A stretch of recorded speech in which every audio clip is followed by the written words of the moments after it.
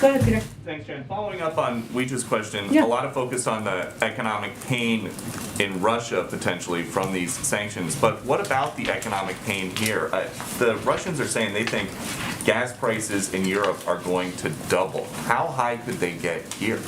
Well, I think, again, Peter, and as I said to Weija, I mean, some of this depends on what President Putin does. So as he is suggesting what the impact will be around the world, it's all based on what his actions are, just to be very clear about it. What the president is focused on and is working on is taking every step we can to communicate with, coordinate with, engage with big global suppliers around the world to minimize the impact on the energy markets. But even without all this going on, gas in California is almost $5 a gallon. Should people across the country expect to see that kind of a number when they go to gas up their car? $5, $6? Well, again, I think as you heard the president say last week, standing up for our values is not without cost.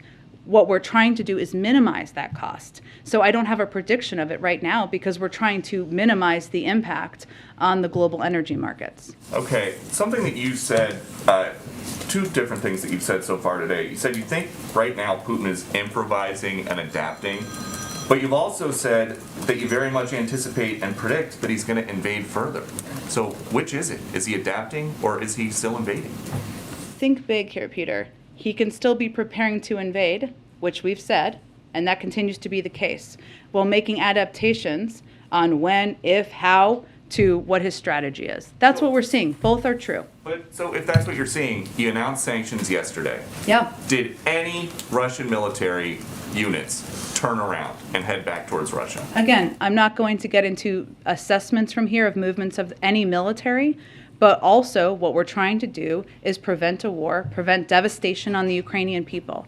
And we're already seeing the impact on the economy in Russia. We're going to continue to make clear that there are much, that is, if he continues to escalate, we will as well. And as we wait to see if or how Russia might retaliate against the U.S., the FBI is reportedly warning businesses about cybersecurity risks.